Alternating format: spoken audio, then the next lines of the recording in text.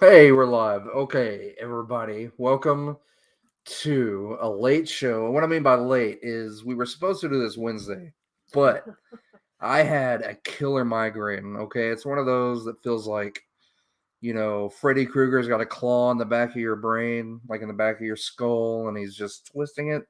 It was one of those. So, Maybe Saruman had you under a spell. yes, Probably what it was. yes, that could have been it. But Cody was gracious enough to postpone it, and so yeah, now here we are, and we are here with Cody and Lindsay, my wife. She's over here. She might be off camera to you guys. You might see her hand like brush her hair, but she likes to stay off camera. Like maybe she'll just stay a mystery. You'll just see her bobblehead, and then you'll just I would see like her. to be the equivalent of all the adults in Charlie Brown cartoons. Yeah, wah, wah, wah, wah, wah. That's my But life goal. I am here with my two co-hosts, and we are here tonight to spoil and talk about Ghostbusters. No, we're not. Well, hey, we only have one listener anyway. Okay, No, you know what? We have Okay, more than listen. one. They just listen and.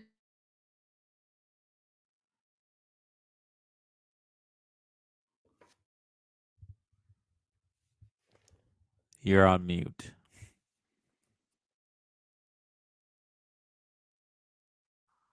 How about now? Can you hear me? Yeah, you're back. Okay. We're not gonna spoil Ghostbusters. This might be spoilery, but I'm guessing the people who do watch this will probably have seen it by then. Unless we show up in 100 years, somebody's digging around and Oh, finds we us do for have some one like, listener. Okay, that's why you mentioned oh that joke. no. Can they respond? You have to check the. Are you okay with a semi spoilery something about Ghostbusters? It's Whoever not you going to are be in major. YouTube land. Yeah, whoever you are, can you respond? Can you message us, because I'm going to say it, but it's not really going to give anything away. But when they, when they're sitting there and he goes, "Oh, you're so and so," and he looks up at who, and he goes, oh, "You're my listener." Like Aww. that hit me in a way. That Like hit us right in the podcast. I felt that in the podcast feels like that. I understood that. That Yeah, was a sweet moment. that'd be like John Carpenter. You watch our YouTube videos. Yeah, right. What if, or David Lynch, just out of all people, like David Lynch, just sits there at night, like doing whatever David Lynch does, and he like, I'm going to listen to this podcast. It He is gets ready interesting for for his some weather reason. reports. He does like weird weather Yeah. reports. but but yeah, I thought that was a really sweet moment, and that one made me laugh out loud. Like I love that little interaction. There's a lot of moments like that in the movie that mean that you can't pay me enough to say a bad word about Ghostbusters Afterlife. Yeah, it's too close to my heart. Okay, I know we're getting into Ghostbusters now. We're fixing to stop and get into Lord of the Rings. That's why we're here, because we're going to wrap up our journey through Middle Earth. But I will say this: it's a fan service, but if you're a Uber fan like I am, who dresses up, who wore his costume to the theater, I think you're gonna love it. If you're a fan, but I don't want to say casual fan. I mean, I don't think there's really such a thing. Like, I don't know. It's just gonna hit people different ways. The It only issues I had were the pacing and the editing, because they have shown us a lot of stuff that wasn't in that movie. There's a lot of stuff from the trailer, so much stuff from the trailers and different clips and photos that I didn't even see. And I'm thinking we're gonna get a director's cut. I really am. I think we're gonna get a director's cut, and it's gonna flesh out a lot of stuff. Um, but I think it was sweet. And as an Uber Ghostbusters fan who's been waiting for a third movie since what 89, I mean, have you been waiting since '89? well, I honestly didn't. I think the earliest I heard about a sequel was somewhere around 98, 99, and that was with the uptick of Star Wars, and that was early internet days, and it was Ghostbusters Goes to Hell, and it was an early draft, and I just remember hearing it, and I was like, oh my god, that'd be awesome, because back then all I had were the VHS, and this is before cosplay. This was like I had outgrown my toys, and the props and stuff really weren't a thing in my world at that time. I didn't know that existed. I just loved watching the movies, and so yeah, as time went on and I got into the cosplay aspect of it, and yeah, there was a build up, and 2016 had its issues. I'm not going to bash that movie, but it wasn't really what we were wanting. I'll say this: I'm glad that Jason Reitman did it, and I will say that I'm glad that they played it safe, because it's earning pretty well from what I understand. I think it opened up a door to do different stories, and I'm ready for it. I'm here for it.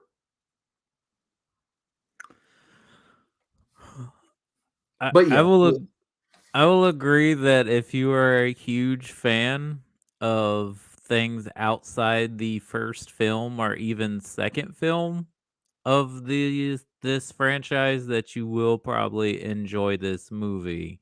If you just like the first movie, you're probably not going to like this movie. But I think the problem, and I'm not here to bash anybody or rain on anyone's parade. I think the issue is that original film was lightning in a bottle, and I don't know if you could quite make the energy of what that movie was again.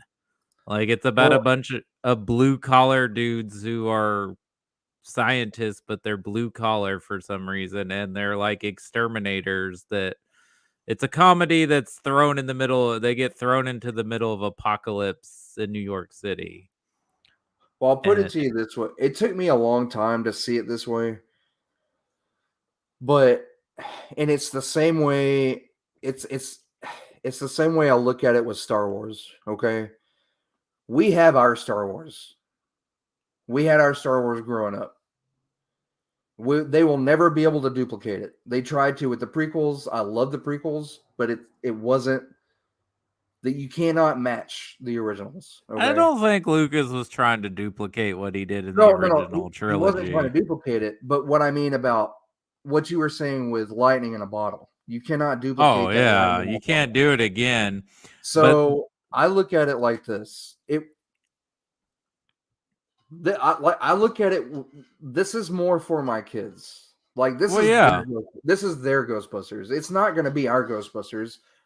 We watched the first movie before, like the night before. We watched this like earlier in the night, and I'm telling you, like I'm still just amazed at how funny it is and how adult it is, and the fact that kids were attracted to this movie, and they made a cartoon and a toy line with yeah. all the They did adult that with a stuff in lot of there. movies children should not be But watching with this in the one, 80s. it was geared down. They still had some adult jokes in it, but it was more for my kids, and the fact that Yeah, this it, felt more like a Spielberg Amblin film it it than a did really. comedy. It did. And And I will the fact say that it that blew was their little minds just makes me like, that's the best part about it. Like my favorite part, is when it wasn't like trying to replicate the original Ghostbusters, when it was being more of the Spielberg-esque part of the film. right.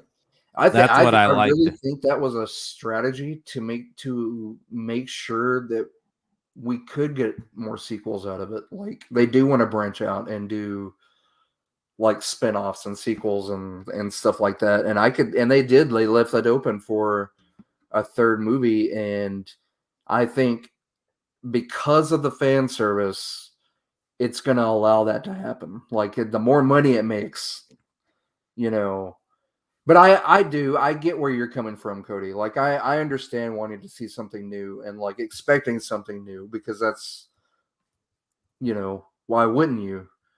But I also see why they played it safe with the fan service too. So like there's two sides of the coin. Like this, And then the other problem is with actually every single Ghostbuster movie besides the original is no matter what you do, there are 3, 4, there's so many different factions of fans and audience members that want different things. So no matter what you do, you're not going to please everyone. There's going to be someone that's like, "Ugh."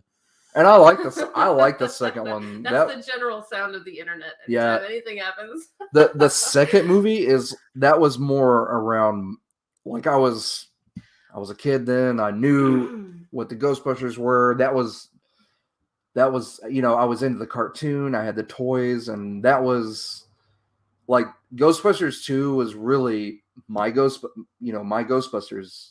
Like I had seen it on VHS. I had it, and again with the cartoons and I stuff. would argue that Ghostbusters 2 is one of the top tier sequels because I think it's just as good as the first one. It's just in a different in different ways. Yeah, it's just it's a strong sequel.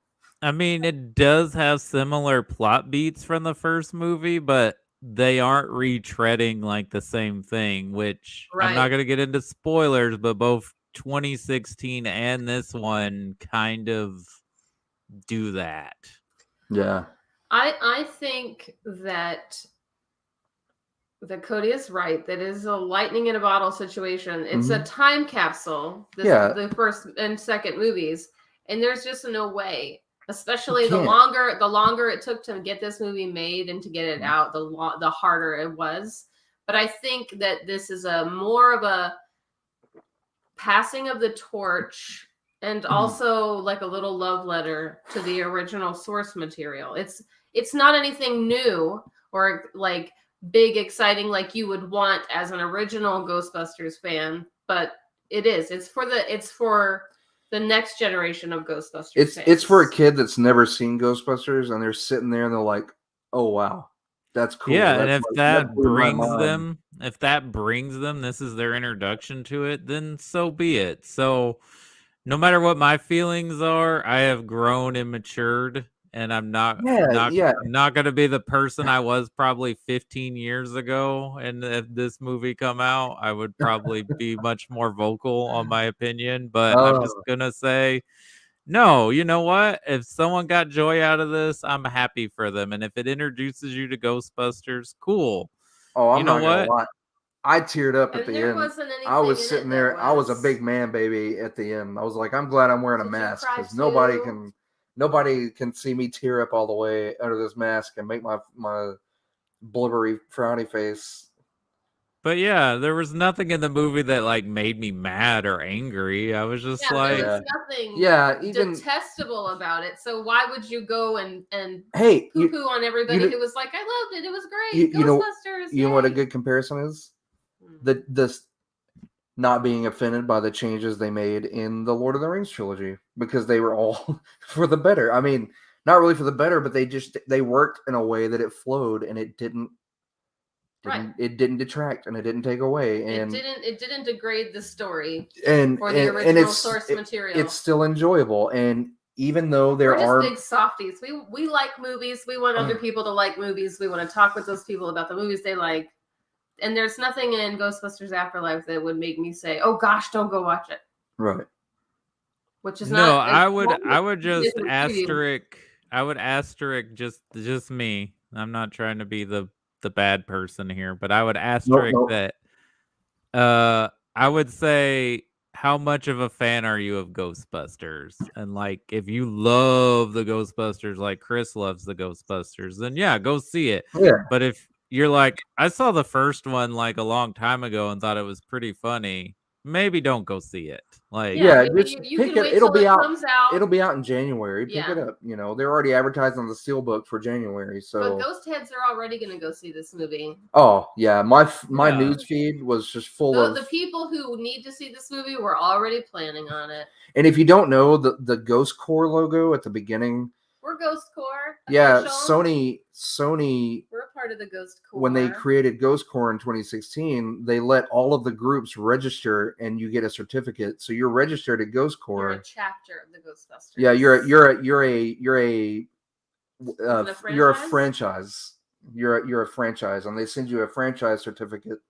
So we are registered with Ghost Core. So, and every once in a while, we'll get things like around Halloween, like when 2016 Ghostbusters came out, we got a Blu-ray copy and a bucket of Halloween candy to like bless somebody with. Ghost heads are good people for the most part. They randomly send out Ecto Cooler to groups, and they do, because all the groups, they do charity, like they do all the charity stuff for children's hospitals and toy drives and stuff like that. So that's basically what they were set up as. And we're on basically you just cosplay as a Ghostbuster and you go and do like toy drives and our East Texas Ghostbusters group is on the Sony map. Like our patch it represents us on the little. Nice. Yeah. That's pretty neato. I haven't heard the Ghost Bros be upset at this one, so I guess they're okay with children Ghostbusters. You know what? There is very little, and I'm not even going to say backlash. It's just people saying, okay, it wasn't what I expected. I'll give it a 3.5 out of 5 stars or whatever. If you wanted like original Ghostbusters plus like some new sparkly fireworks type story. Yeah, I've seen dislikes as far as oh well, it was the pacing or it was the editing. Felt like there was more movie that they wanted to make that we didn't get to see. That was Jessica's. She said it felt like everything went by so fast. I was like, yeah. There was a lot that they cut out, I think. So again, they did that with 2016 too, though. There's a lot of stuff that they on the Blu-ray that we got that was extra. I'm thinking director's cut. Okay, quick. Without looking up, who do you think is the oldest Ghostbuster? Ooh. That's going to be Bill Murray. Look-wise, you would be correct, but not really. Or is it Dan Aykroyd? Nope, Dan Aykroyd's actually... Ernie Hudson, we're going to have a heart attack. It is Ernie Hudson, who looks the best. Wow. Isn't he just still looking gorgeous, and his wife is gorgeous, you know what? and he's doing well, and that makes me so happy. Listen, Ernie Hudson is the real Ghostbuster. Is an angel. That dude, I'm going to say this, and as much as I love Ghostbusters, they kind of did him dirty in those movies. He is the real Ghostbuster. And especially the sequel, like they do the same thing. He doesn't come in until halfway during the movie. He should have been there in the courtroom and like he's at the beginning with the birthday party. He is, and then getting shit on by 12-year-olds who are like, but He-Man. But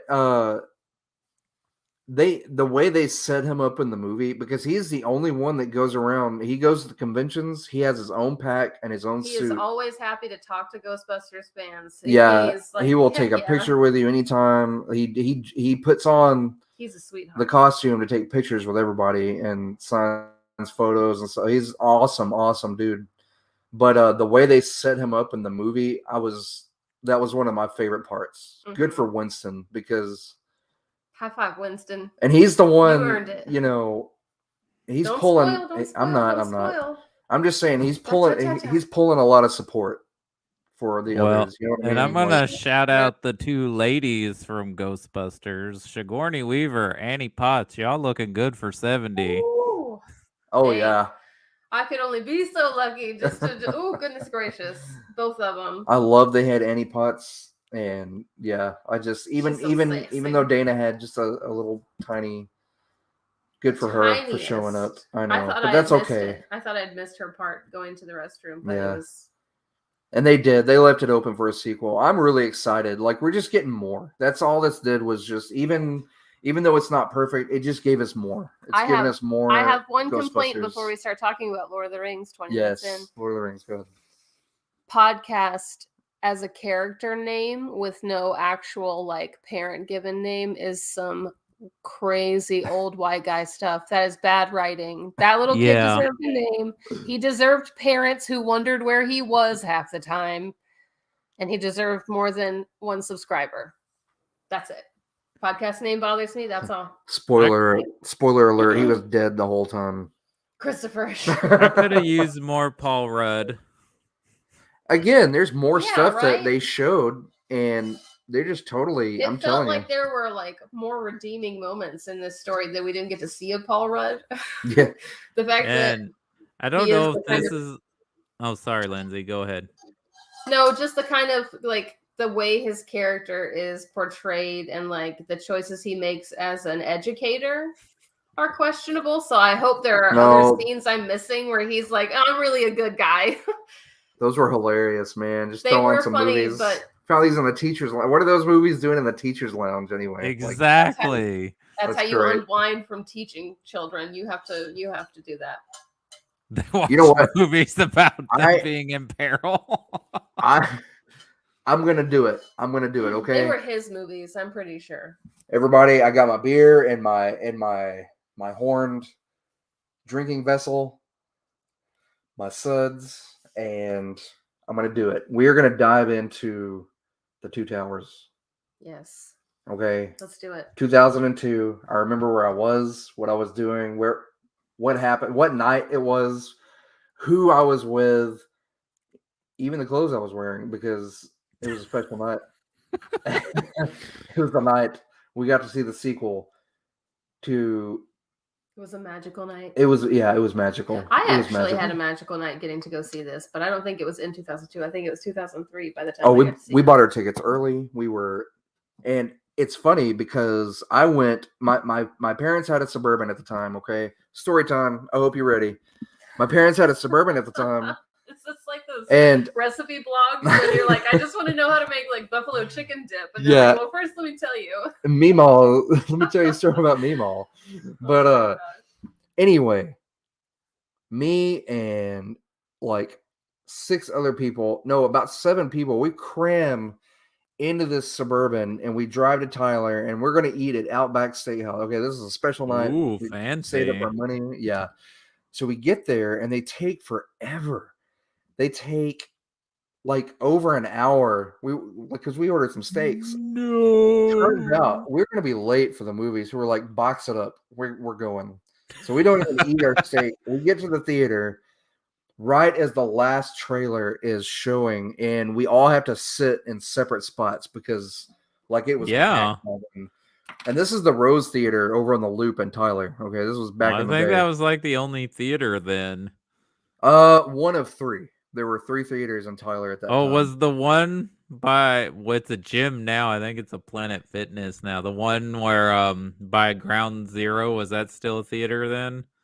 The one over by Ground, yes, that was a theater because I watched X-Men there in 2000. Is that the one that's like a news station or something? Yeah, the one with the news station. That's where I saw. That's a different one. Okay, and that's where I saw. Was Times Square open then? Because I know they shut down for a while and then reopened. Times Square was open. That's been open forever. Like there was. I know, but it went. There was a time when the Rose was the only active movie theater in Tyler for a little while. Well, that was the bit when they built that. It was a big deal. That was the most state of the art, like ginormous theater I'd ever been in like in my life. It was huge. It had an arcade upstairs on the 2nd floor. There was no gum everywhere. It didn't smell like vomit. I remember my parents. By the time the 2 towers come out, it's like a cesspool in there. Just about 2002, because I remember because this was a pretty special moment. Like this was one of the only times I got my parents to agree to a double feature, and that was they took me to see the X-Files movie, and we were walking out, and my mom says, "Oh, they have a new Lethal Weapon, David," and I'm like, "Yeah, Lethal Weapon 4. We should go watch it. We need to watch that too." And my mom was like, "Well, we're here. Why don't you go get some more tickets?" And I was like, holy shit, this is like the greatest day of my life. I never thought my parents would go see a double feature. My 1998 mind was blown. And so yeah, we got to go see Lethal Weapon 4, which was awesome. You know what's crazy? I still have those movie tickets. You know what's crazier? Mel Gibson says he'll direct Lethal Weapon 5, and then I saw a bunch of people like, well, I'm not watching it. Oh, no. You know what? I'm going to watch it. I'm going to watch it probably more than likely to make fun of it. Okay, but the difference is that you're going to not pay to see it, right? Oh, no. No, I'm not. Yeah. Yeah, I'm not going to pay to see it. That's why people yeah, I'm not going to pay to see it. But anyway, okay, so back to Two Towers. Anyway, that was my story. This movie was so important that we boxed up steak to go watch this movie. And it's what is better than to watch Two Towers with just like a hot steak in your bare hands? Oh no, we didn't get to take in your Lord of the Rings clothes. I wish. Oh, but man, yes. This sequel is, I want to say, probably the only sequel, like you said, I think you mentioned this, Cody, to be on par with the first movie, like just equal. Like they're both just so epic. Story. Yeah, it's just one story broken up into it's 3 just parts. One tier. Yeah, there's if no. Peter Jackson could have made us all sit in the theater for 2 days, he would have. We just couldn't. Oh, I would have pull it off. I would have. I've always wanted to do one of the marathons, like in the theater with the. We did that with Batman, and no, thank you. I'd like to do that at home. Yeah, we did that with where you can get up and go to the bathroom and get a snack. Like you could take breaks. That was an epic.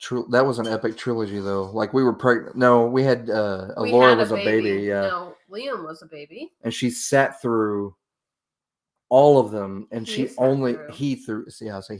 through, and he only got upset towards the end of the third movie, and she just had to get up and go rock him in the back, like, and that was it. Was Bane's voice not soothing? Yeah. I think he was just mad nobody was sharing popcorn and candy at that point. I'm not gonna lie, the first time I heard his voice, like especially on that screen, I kind of I giggled to myself. I was like, really? I was like, is this a joke? What's going on here? Well, I tried to go see this opening night in Jacksonville, and it was sold out. Whoa. Oh, no. I can't believe that in Jacksonville. I think I saw it either Saturday or Sunday afternoon as a matinee. But yeah. Nice. So I'm like, oh, we can't go see the movie. So I went and rented Minority Report at Blockbuster. That's a good movie. We need to finish that. We started that the other night because she hadn't seen it. But back to Two Towers. Wait, anyway, I want to know how Cody felt after he came out of it. When you came out of your matinee. Oh, I loved it. Of course, I was obsessed with these movies. Like for the 3 or 4 years. Middle Earth mist as you like walked out of the theater. Like, oh my gosh, this is my new hyper focus. Because that's how I feel every time we rewatch these. After I got done, I was like, I can't wait for part 3 because between when Fellowship came out and Two Towers, I had read all the books. Nice. So by the time I get to Two Towers, I'm like, all right, I know what's gonna happen. You know. Yeah. And then I'm like, yeah, I can't wait for 3. And then like, I can't wait what they add back into the extended editions because I had just gotten like the Fellowship of the Rings extended edition. That was the pinnacle of my Christmas. Like for those 3 years, because they had, I picked up the theatrical version on DVD the day it came out, of course, because I couldn't wait. And then that Christmas, I got the extended version, which was heaven. So every year that those came out, like I'd pick up the theatrical version just to get my fix and to watch the special features and stuff. And then that Christmas, my parents would get me the extended versions and the boxes with the little statues. And so your parents had an easy 3 Christmases in a row. They knew what Christopher's getting. Yeah, they were like, my mom would be like, "Son, what do you want for Christmas?" I was like, "You already know, Mom. Anything Lord of the Rings, just I'll eat it up." And they were like, "Okay." So, have you read all the books? Yes, I had read the books before the movie because that was. Of course, you had because of who your father is. My mom gave me the choice growing up because we homeschooled, and she gave me the choice. Like, what do you want to read? And I would go look at my dad's library. He had everything from Edgar Rice Burroughs, like Tarzan, Warlord of Mars, Wheel of Time. He had tons of Tolkien stuff that from makes me ashamed of our Silmarillion and homeschooling library. Thank you.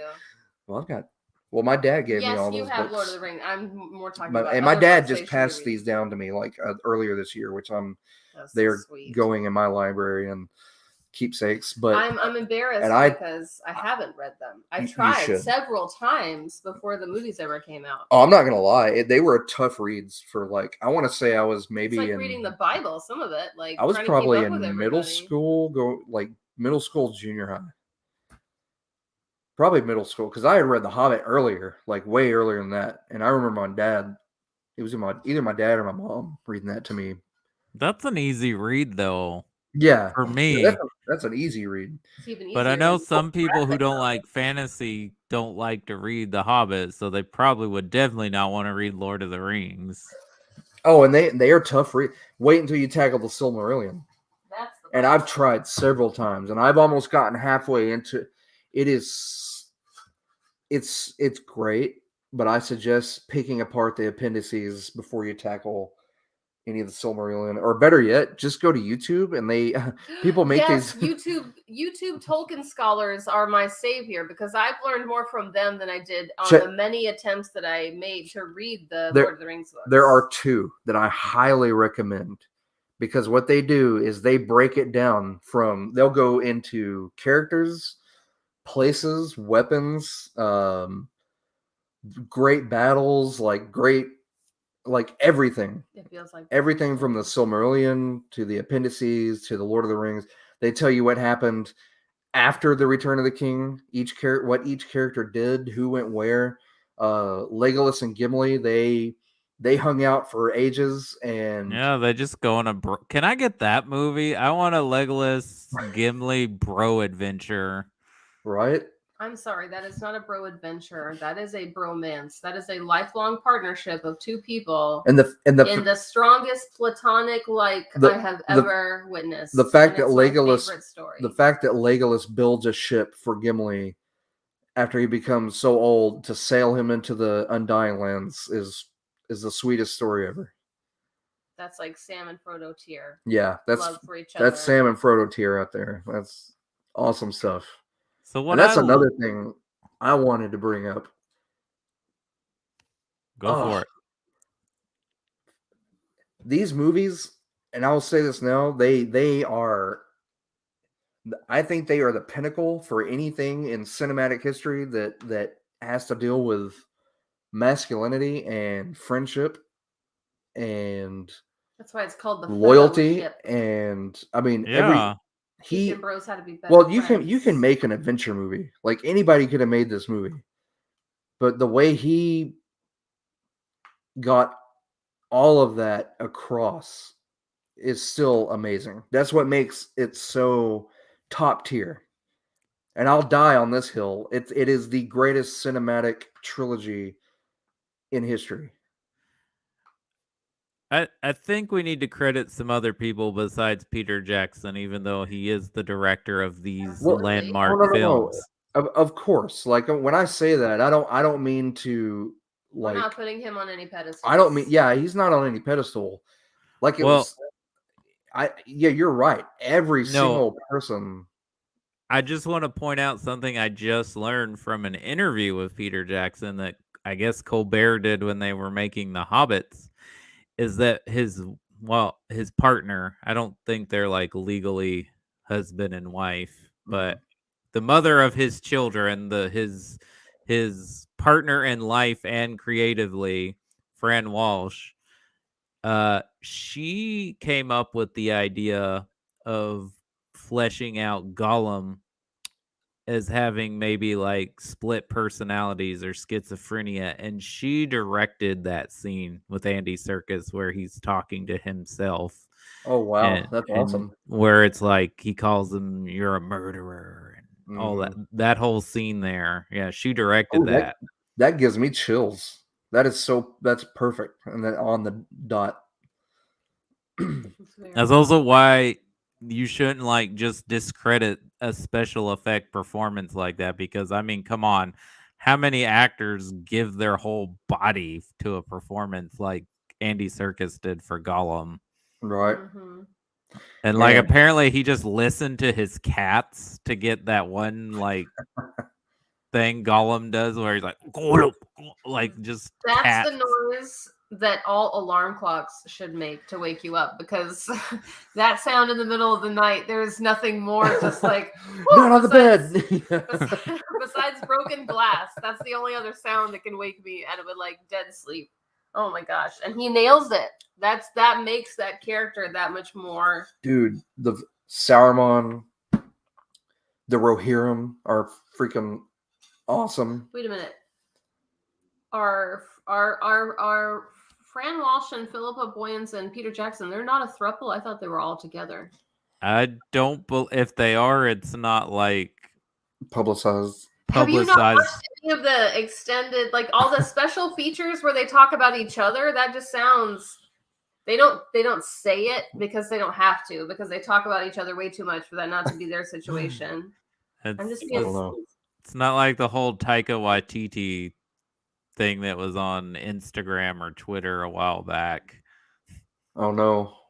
I didn't hear that. I didn't hear that. I'm not on the Twitter. There was a picture of Taika Waititi with Tessa Thompson and whoever Tessa Thompson's partner is. I don't know her name. Like all together, like being lovey-dovey. Well, good for them if it is. Yeah, either good for him or it's just being misconstrued. Or he's just a really good third wheel. Yeah, maybe. Yeah, he's he may just be that friend that gay people have, and that's a thing. I've been that third wheel before. Like did you get pictures like just there like he did? No, not really. No, nope. I'm just saying. I mean, the Ents. I think they're a power throw. Man, the Ents are so great. And Jonathan Rhys Davies playing double duty. Yes. When he marches out and he sees, when they convince him to go that one route and he walks out in the open and he's like, and he sees that happen. He's like, nope, somebody's going to die for it.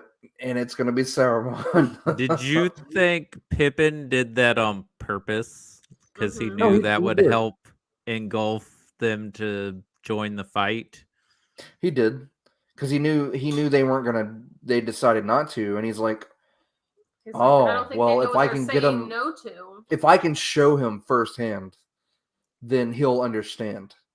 And once he showed him that all of his friends were being chopped down and used for firewood for the enemy, he's like, that was it. That's what broke the twig, pun intended.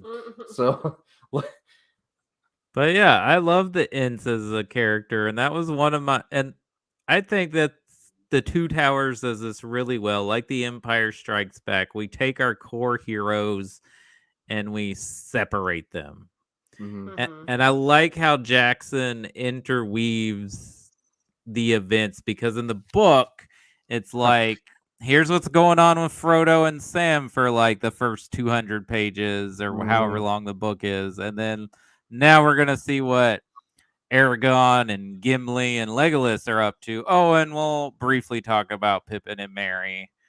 Yeah, it's their own little thing, too. It's hard to do that. It's hard to separate everybody and have to tell those. In the book, it's tougher to separate. But in the film, he did such a great job because it's all happening kind of simultaneously. So. And we're being introduced to a crap ton more characters than we've already been introduced to from the first one, because we have all of the Rohan stuff, and we meet the Ents, and then Boromir had a brother. Mm-hmm. Poor Boromir's brother. Which, thank God for the special for the extended versions, because you get so much more. Because we get some more of that Sean Bean goodness. Yeah. But poor Faramir. But he does. He lucks out in the end. He wins out in the end. Yep, he gets to be what's-her-face's consolation prize because Aragorn's taken. That is one of the things. It doesn't feel like a consolation prize. Like that I'm just being facetious. It's very sweet. More awkward. Is it because Faramir's like because she feigned after she fell all over. I feel like that age gap really put a damper on that for her. She's like 87. Oh my god! What? My uncle was a child? Yeah. My uncle's old. Yeah. Here, exactly. Go have your metal mucil soup. Well, he didn't lie about his age. He's like, nope, I'm 8. Because she's like, are you 60? 7? You can't be 80. I'm 87. That's how we talk about celebrities now. Yeah. We're like, oh my gosh. Oh no, we're still here. But yeah, man, that was just everything leading up to Helm's Deep. Helm's Deep was now the Battle of Pelennor Field will always be my favorite battle in that whole series, but Helm's Deep is just the close second. It's right up there. It's hard to choose, but Helm's Deep was just, when I saw that in theater, I don't know, man. I got tingles, and I was just sitting there. I was on the edge of my seat, and I didn't even want to eat popcorn. Like, I didn't even want to look. It was too loud. I didn't even want to look down to like grab popcorn or like feel around for food or anything. I was just sitting there like just glued. I didn't even want to blink. I was like, man, if I blink, I'm gonna miss something. But yeah, epic. And that I'm glad they kept that in the movie. In the book, I love that Gimli and Legolas were keeping count of how many orcs they killed.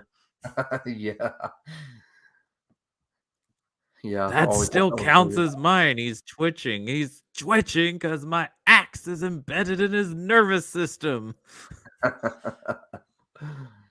Yeah, that was great. The only thing, again, I remember back in the day, this being like an issue, and it's probably like the issue of the love triangle in the Hobbit series, and it's the fact that elves showed up to Helm's Deep, which didn't happen. And thank God they cut this out. They had Arwen showing up. They actually shot scenes with Arwen showing up to help out at Helm's Deep. And he left that out completely. He was like, no, that doesn't make sense. It just doesn't. And I was like, thank you for not putting that in there. That would have been just too much, She had her own But I think that works for the movie's purpose because it gives Theoden like, oh, there are other people that care about what's going on. Like, No, it does. It works for the movie. It's one of those, like, I really like I mentioned earlier, it's a change for the good. So, and it makes the film flow and makes sense. And you're right, like it does show that more peoples of Middle Earth do care about each other, So I see why it was left in there, or why he did it. How did you guys enjoy Brad Dourif as Wormtail or Wormtongue, whatever his name is? Oh, man. I think Wormtail is Wormtail's Harry Potter. Yeah, I was like, that's Harry Potter. It's Wormtongue, isn't it? Yeah, he does an excellent job. That is okay. Wormtongue and the Doctor he played in Deadwood are my two favorite characters of his. I mean, he's a brilliant all around. I like everything he does. He does creepy very well. But the Doctor he plays in Deadwood, if you haven't seen it, is great. You should see him. He does an awesome job. And then Wormtongue. He did Wormtongue amazing. Yeah, he said it was scuzzy and creepy and pathetic all at the same time. And he shaved off his eyebrows. Like it just looked, I don't know. It was awesome. I think his brand of creepy is always spot on, no matter what he's called to be a creep about. And I mean that as a compliment. I don't mean like he's a creepy person, obviously. Yeah. He was a creep in Star Trek Voyager episode. He just creeped around the whole universe. That's his lane, for the most part. He's usually some sort of creepy dude or a sarcastic killing a serial killer trapped in a doll. Yeah, right. There's a character, it's Alfred in The Hobbit, that is, I guess, is supposed to be a version of him, and it just does not even They're not even the same No. kind of creep. They're not even close. Like the I don't think Alfred could convince any king to like abandon his own life. Yeah. Nope. The way Wormtongue does. That was just toned down. Like it seemed okay, here's a way. And it doesn't diminish the Hobbit trilogy at all, in my opinion. I think it's still great. You know, it's not up there with the OG trilogy, but it's still fun. But I didn't mean to diss on Alfred's character. No, they're just not the same kind of creep, but it feels like they were kind of parallel. This is the way I see it. And this just popped into my brain, and that's the characters from The Hobbit come across as caricatures. Yes. Yeah. But it is more of animated caricatures, and the characters in The Lord of the Rings comes more across as operatic and serious. Like it's more of a serious tone. Do you think that's because we had never seen anything to that magnitude, or do you think the writing is stronger in this, or the writing because is they're much better stronger. actors? The writing they're all great actors, and I'm sorry, but in order to make The Hobbit was a children's story in the first place, though. You have to be a good actor, and you have to bring those characters alive. So I want to say, and everyone who played those dwarves, they did great. I loved every one of those dwarves, and I loved all the characters and everything. But the stakes just aren't the same. Yeah, the stakes aren't the same. They want to make it. It's a different kind of story. Like it is. It's more of an The Hobbit is an adventure story. I mean, Lord of the Rings is too, but like it's like end of the world stuff. Yeah. Right. Yeah. It's the difference between what's the scariest thing your kids can imagine, a dragon, and what is the saddest, most heartbreaking way your world could end for like a dozen different people at the end of the third age. It's just not the same. I mean, there are parallels, especially when you watch them. I feel like some scenes get set up on purpose in The Hobbit to kind of mirror some things that did really well in Lord of the Rings. But it's just not the same stakes. That was that playing it safe that he did. Yeah, that was. Hey, guess what? What really scored well the best with everybody? Yeah, that was that Ghostbusters.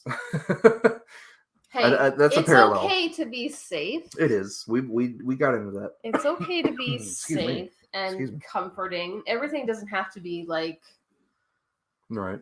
The cutting edge. But oh man, you know what? Speaking of cutting edge, because he also did the soundtrack for a movie called Cutting Edge. The soundtrack for this. I didn't know that Howard Shore scored the Cutting Edge. No, did he? Or am I thinking of someone else? Your facts right now? Please double check. Check his facts, because I didn't know that. But then again, I don't know who scored the Cutting Edge. Ooh, I may be thinking of something else. Oh man, I'm gonna have to tear the corner off my nerd card. No, you won't. You just have to come out with like a statement. Apologize. Yeah, I'll have to come out with a statement. Just admit that you were wrong. If you're wrong, it's okay. No, I know. Stakes aren't that high. Hobbit stakes right now. We're going to Google it. Hold on. Original music score was composed by Patrick Williams. Oh, then what am I thinking? What movie am I thinking about? Am I looking up what Howard Shore has also composed? Is that what you said? Oh, you don't I know he scored Ed Wood, but that has nothing to do with Lord of the Rings. No. Because that was like one of the first times Burton didn't work with Elfman. Yeah. Oh my goodness. What a moment to be there for, Howard. Hold on. But you know what? Okay, and I didn't mention this, and it deserves a mention. The most epic opening ever when you're flying over the mountain range and then you faintly hear the echoes of "You shall not pass," and then you zoom in through the mountain, and we get to see the Balrog fight with Gandalf. Yeah. Oh man, where he lets go, and I was like, "Oh, they're just gonna show a recap." Because I remember sitting there, like, "Oh, okay, well, I guess it's been a year. He wants, he's doing like a little flashback thing, like he likes to do in slow mo, and here we go." And he lets go, and you see Frodo's like, "No." And then you follow Gandalf as he's falling, and I was like, holy shit, that's awesome. And he flies down, and you hear the sword, like he catches the sword, and he's like, no, man, you may be falling to our death, but I'm gonna kick some Balrog Edge ass. of Darkness, perhaps, was the thing you were thinking of that Howard Shore Was it Edge of Darkness? Was involved in. Edge of Darkness was in 2010, though. Maybe so. I just got it mixed up. It's the only one I can see that has edge in it, and I don't see anything else with cutting. But I'm looking. But yeah, that scene was awesome, and I absolutely love how they when they're up on the mount and he slays them finally, and he dies from exhaustion, and you hear him talking about straying out of thought and time. And that's him going back to the Maiar, and there is no concept. I love that because there's no concept of time, and he was like, to him, he was gone for like the life age of man, is what he said. Like, he strayed out of thought and time for how long? How long was he gone before the Maiar sent him back as Gandalf the White to take the place of Sauron? Yeah, and was that to like restore the balance? Like, okay, this wizard's gone bad. We need a white wizard. Yeah. So who gets to be the new gray wizard? Nobody, because this was the end of the Third Age, and magic was packing its bags. Yeah, the elves were leaving, and magic was slowly kind of leaving Middle Earth, and men were going to dominate Middle Earth from then on. So this was kind of like those blue boys and Radagast are gone. Theoretically, like it never really says what happened to Radagast. Blue wizards just kind of disappear. Yeah, they're the ones that they peace out. Nobody knows where they are. They think from notes and writings that they are the ones who started the cults and the religions of the Haradrim and stuff in the East, like in the desert parts. Because when you see the map of Middle Earth, it's actually a lot bigger than what you're looking at. Because what they're showing you is everything that happens in the trilogy. There's a whole other section of like the Blue Mountains and stuff with Dane Ironfoot's people, and there's like desert area with the Haradrim and the Easterlings, and like, which you get to see, by the way, in Pelennor Field. You get to see both the Haradrim and the Easterlings, which are really cool. But anyway, I will try to stop rambling. Were you perhaps thinking of Postcards from the Edge? Directed Maybe by so. Did Howard Shore score that? Yes, he did. Okay, I've never seen that. That's Meryl Streep and Shirley MacLaine. That's the only other movie that came out around the same time as The Cutting Edge that Howard Shore had anything to do with. So, and it had the word "edge" in it. You're welcome. Well, thank you for looking that up. I'm still confused to where I got that, but. Well, these two Lord of the Rings movies also gifted us with Carl Urban for the first time for American audiences. Such a good job. Love seeing his goofy little face. Yeah, he was awesome in that. And oh man, when Gandalf is like, look to the east, and they're like, all hope is gone, and at Helm's Deep, and we're gonna die, and then you see Gandalf and all the rest of the Rohirrim ride over the edge, like down that mountainside, was also epic. It's almost like he had these moments of like, just hold my beer, or hold my cup of tea, hold my cup of tea. Basically, what Gandalf does in most of this Middle Earth saga is like, all right, I got to go off and go do some shit. I'll see you guys in a couple of days. He's farming. Isn't that what you call it? When you like go and like get better gear because you just like do a bunch of side quests. Yeah, that's what he's doing. I mean, and how rude of him. He shows up in pimp white robes. He's got his hair all straightened and pressed. He's got a new staff. Oh, he's just like, oh, you're welcome. I'm back. I'm here to help. I brought the cavalry. Right.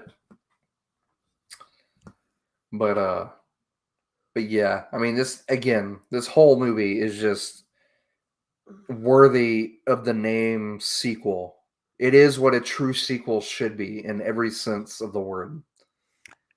Continues off where the first one left off and builds upon it, but makes it better. Because, yeah, usually when sequels try to bring everybody back and then bring more characters, it feels overloaded. But because this is just basically one giant story separated, it just feels like another section. Right. Maybe that's just the folly of most sequels is it's, oh, wow, we did a really good job. We could probably do that again without having the story ironed out like way ahead of time. With this, they already knew what was going to happen and most of how they were going to do it. So that flow is there and that balance is there that you want from sequels and threequels. Oh, good. Someone's here to go to bed. Yeah.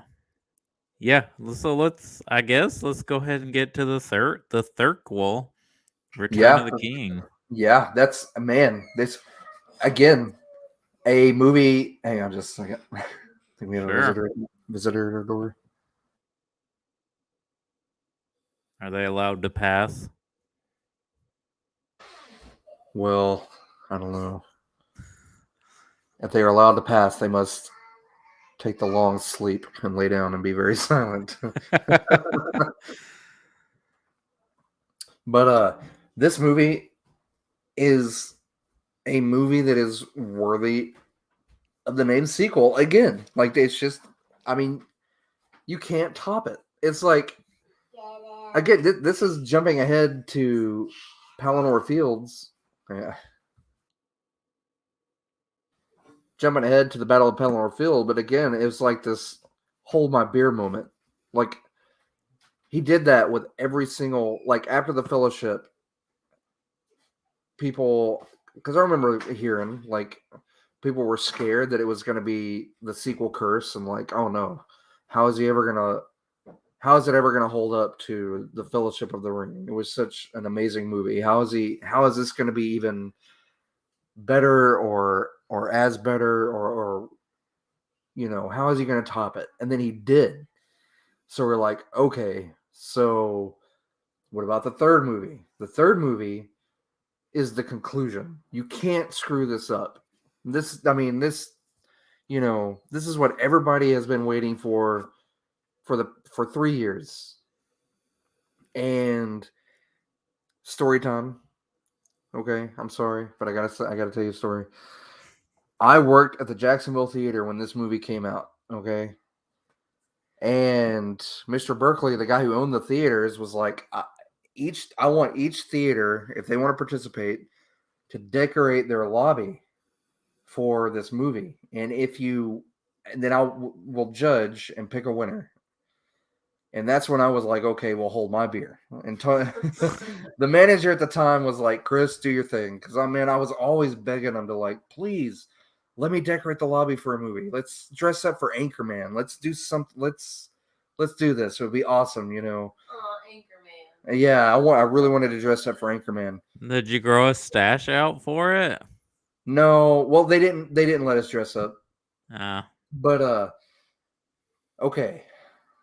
And there are pictures floating around somewhere, and I've been meaning to ask the Jacksonville Daily Progress if they could look up the article that they did and send me a copy of it, because they have a picture of it.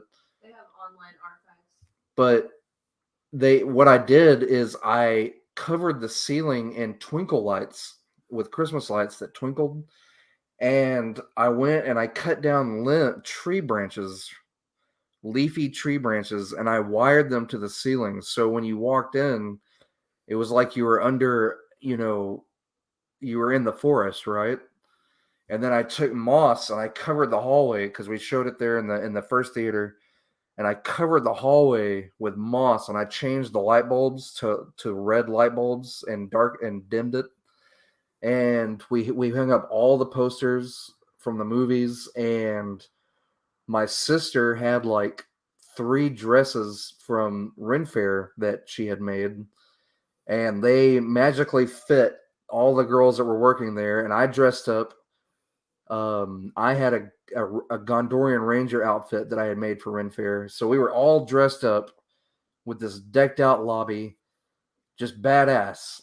And we ended up winning. We won like $200 and that awesome pizza party that you get.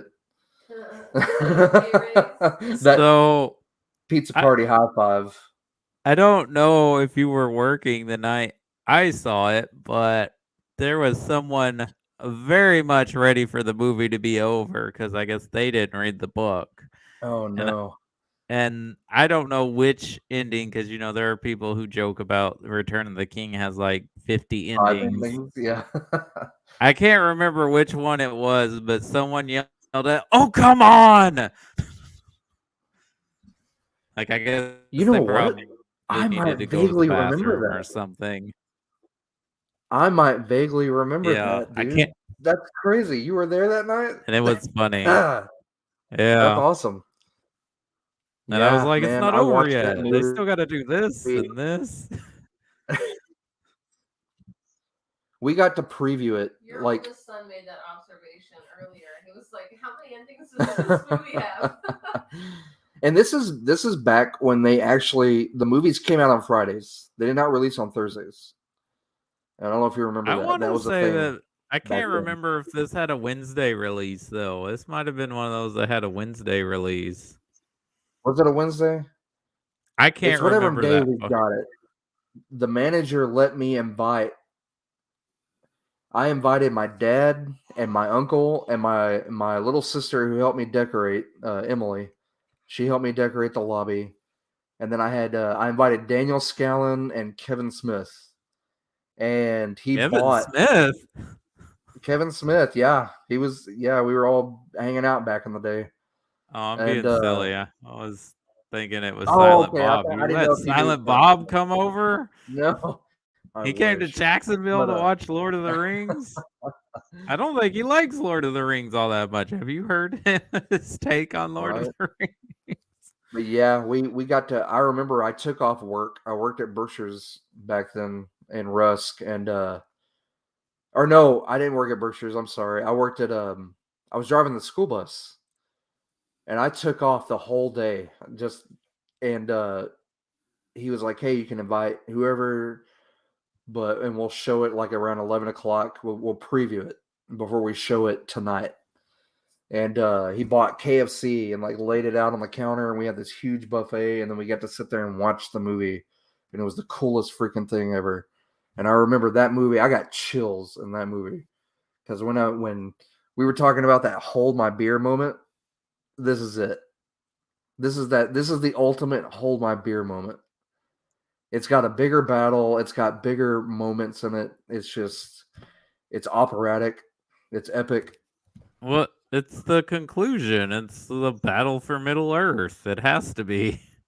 Yeah, but he just did it. He did it so well. I mean, so many people try it and fail. I mean, look at Rise of Skywalker. I was kind of disappointed in that battle. That huge with what it looked like 1,000,000 star destroyers, which didn't make sense to me.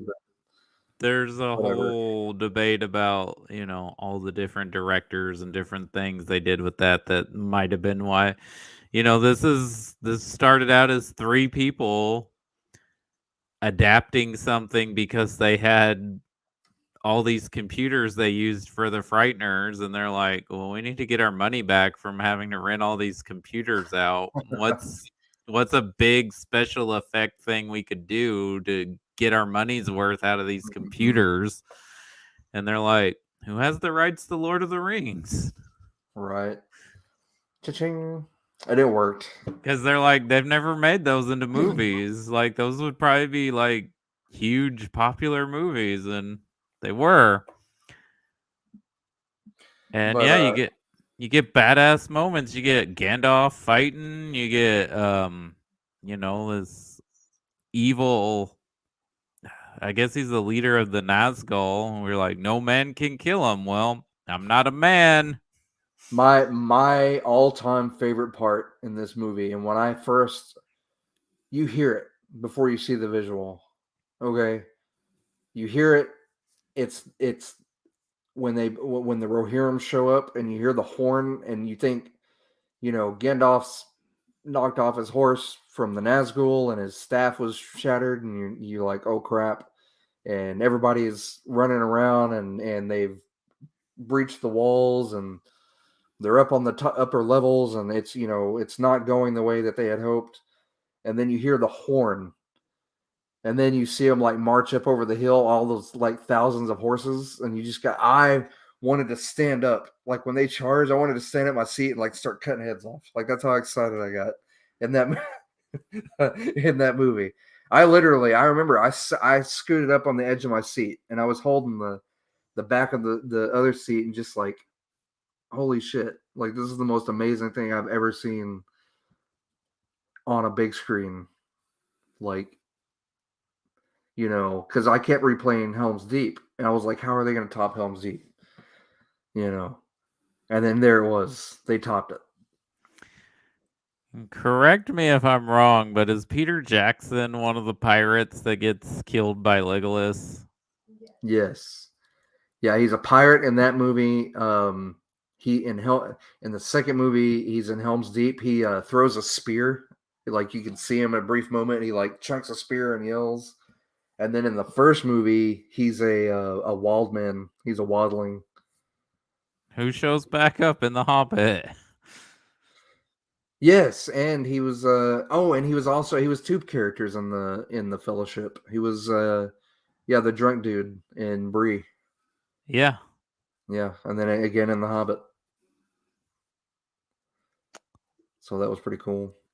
And did we mention, when we talked about The Hobbit, did we mention Stephen Colbert's appearance and his I two don't think we sons? mentioned his appearance. I think we just mentioned his like love of the franchise and Well, he had and like in the his Desolation of knowledge. Smaug, he had an appearance with him and his two sons got to go and film a little something. I thought that was really cool because I totally missed him when we saw it in the theater. I just you're not looking for Stephen Colbert, and but yeah, every time I see it now, I'm like, oh man, Stephen Colbert, that's awesome.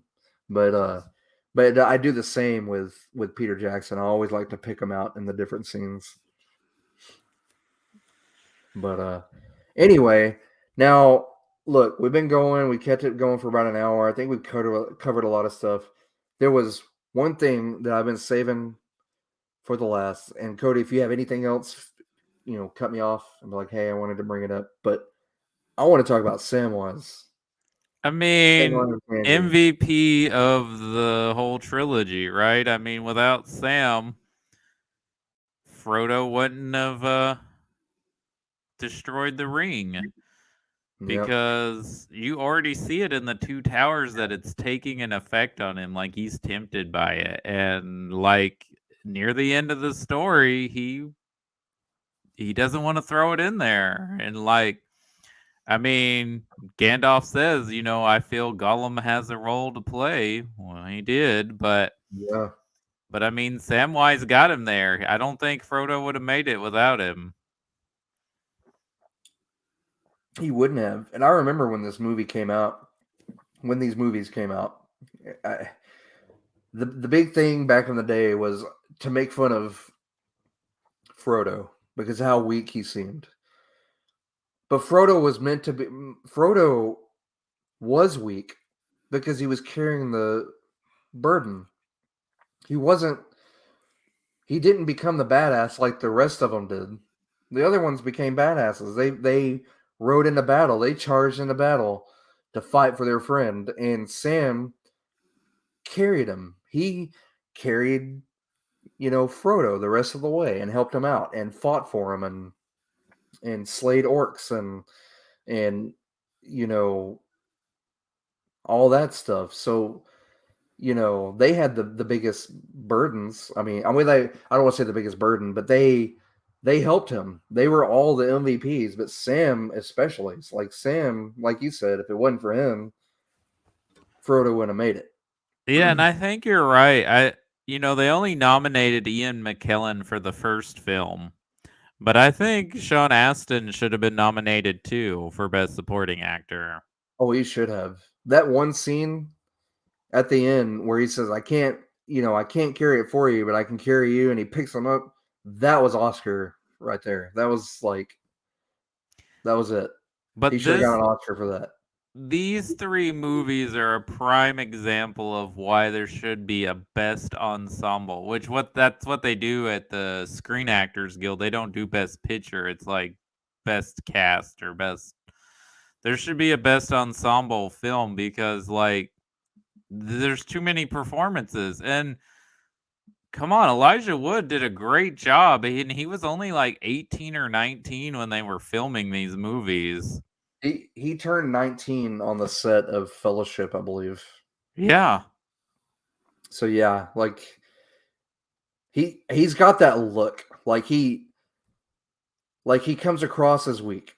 But hobbits are not fighters. They're not tough macho.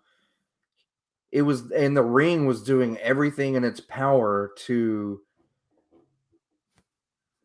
be found. So yeah, he played that part really well, really, really well. And you see it you see a lot of it in slow-mo. It's on his face. He conveys that really well. But Sean Astin, man, that dude knocked it out of the park. He is Samwise, and he is the epitome of a friend. You're lucky if you have a friend as good as Samwise Gamgee. Oh, I do. I don't know if everybody does, but I do. And I've had this dude since we've known each other since we were 5, and he's more of a brother than a friend, but he's helped me out of some spots and vice versa. So yeah, matter of fact, we joke that. Yeah, we used to joke. We you're my something about you're my Frodo, Mr. Sam, or something like that. I don't know. We used to joke back and forth, but I don't know. Yeah, I will. That may seem cocky, but I will vouch. I will say, yeah, I do have that friendship, and it is rare. It is very rare. Well, you know who became a real friendship? Those Merry and Pippin. Those guys are friends in real life. Yes. Yeah, we have a podcast, we watched some of their podcasts, and it's great. I love it. But they have gone on vacations together and had their families hang out together and stuff. They really formed a bond while working on those movies. Yeah. And that's awesome. I love that. But yeah, it's just, it's all around. It's wholesome. It is wholesome. And there's a debate going on right now about the Amazon series on whether or not it should obtain nudity. And what? Yeah, and why should it have nudity? Exactly. That's because they want to be.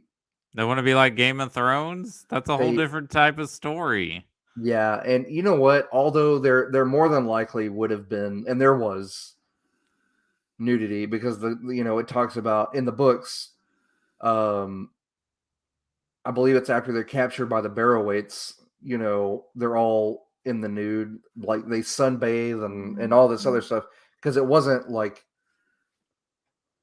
it was more of a normal thing back then, I guess. I don't know, but it wasn't a big deal. But that's in the books, and you don't really. That's something that doesn't really. You can kind of get that. You don't really need to see it. You can just kind of get that. Yeah. So I didn't know that was a debate. I didn't even think about that being a thing in the series. Yeah, and I didn't either, but it's been brought up, and I'm against it for one because you don't need the language. You don't need the nudity. Yeah, just because it's on a streaming service doesn't mean you got to do the extreme. You don't need the NC-17 sex scenes. You can show love scenes that are tasteful and not raunchy for the purpose of being raunchy. You can do it in a subtle way that people will get, You know, you don't have to go into graphic detail because this is not what that is. Like, you know, that wasn't pushed in the books like it was in Game of Thrones, and it doesn't need to be pushed in this. You know, and normally I'm like, whatever you want to put in. It doesn't. I don't care. You know, if it was in the books, put it in there. But it wasn't in the books, and Well, they want it to be connected to the world of Tolkien, and they want it to connect to these 6 films. Then, yeah, just keep it in that tone. Then, right. And they, you know what, they are, because in the contract when they got the rights, that was the stipulation. They had to go with Weta on this and keep it and align it with Peter Jackson's vision, Weta's vision, the 6 movies that we know of. So, a matter of fact, there's already talks of Ian McKellen said he would come back as Gandalf because he was around back then. I mean, yeah, I mean, of course he would. I think he loves playing the character. Yeah. They've already chosen a young Galadriel, but what's her name said she would come back, like Kate Blanchett. Kate Blanchett. Thank you. It's late, but yeah, like, so, you know, and I'm excited for it. The pictures that I've seen, especially the 2 trees that are lit up, and the fact that it's going to deal with Numenor, the island of Numenor, before it gets sunk into the ocean, and the Numenorians sail to Middle Earth, and we're going to get to see Sauron in his elf form talk his way into the kingdoms and the forgings of the rings. We're going to eventually get to see that.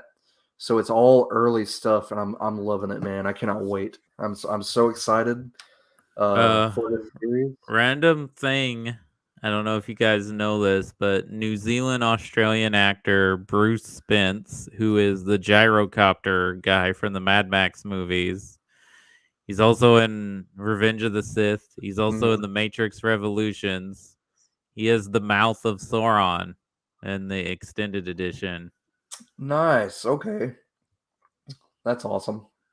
So the guy's been in like all the franchises. I loved that Mouth of Sauron. That's one of my favorite scenes too, where he's taunting him and he throws him the shirt of Mithril and trying to make him think that he's dead, and he's real cocky. Yeah, I love that the extended cut, and then like everything's done, and Aragorn's like, oh, "I'm just gonna cut your head off." Yeah, like Shink. I'm and done. the Hobbit. We're talking about hobbits. Merry and Pippin were the first ones right after Aragorn charged. They charged right after him before anybody else did. Before I love Gimli's line. No, I guess negotiations are over. Right. Well, man, we have gushed about these movies. Like, again, I got a few more things I want to say, and then I'll let you go to bed. No, I'm down for a few more things.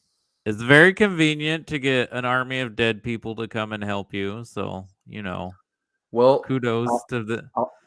I'll say this: they did help him, but it was only to take out the Corsairs, the black ships. They did not help them in Minas Tirith. I think that was just a way to speed up and advance the events in the movie, which I can kind of understand. But in the book, he released them after they knocked out the ships, and he was able to take them over. So they didn't show up. They didn't show up in Minas Tirith. And then Eagles. The Eagles always showing up at the very end. Yeah, okay, Eagles, thanks for coming. Like after everything's already happened. Right. Yeah, I know that is kind of convenient. And why, again, I hate this argument, but why didn't the Eagles just fly him to Mount Doom? You know, right? So much easier. Yeah, but I guarantee you the ring rates on the Nazgul or the Fell Beast would have, been an obstacle among other things. And so we talked about the first one not winning, And then, of course, the second one did not win either. Two Towers lost to Chicago, which I kind of get why they gave Best Picture to Chicago, because, oh, the musical's back, and this is like the biggest, most musical we've done ever in a long time. Yeah. But you could have gave Peter Jackson that Best Director Oscar because you didn't give it to Rob Marshall. You guys gave it to Roman Polanski, who couldn't even come to America to collect it because he's wanted for unspeakable crimes. Gross. And now you have revoked his Academy membership. And I haven't even seen that film, The Pianist. Oh, did he do that movie? Yeah, he directed that movie, which Adrian Brody also won an Oscar for Best Actor in it. It was a decent movie. I just didn't realize he did that. Well, yeah, you don't really want to announce that, do you? Yeah. But The Pianist. So you guys could have gave Peter Jackson another Oscar instead of giving it to that guy.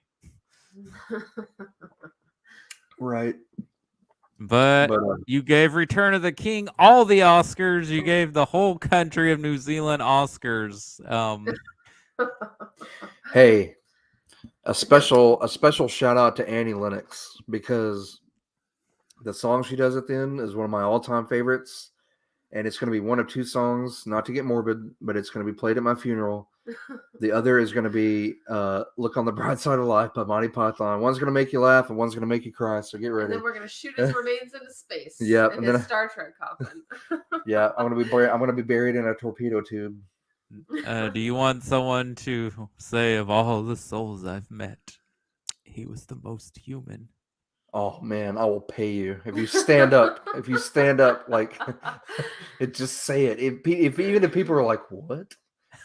Just it'll be worth it. It'll be worth it. But yeah, it wins Best Picture, Best Director. It's tied with Ben-Hur and Titanic for most Oscars given to a movie.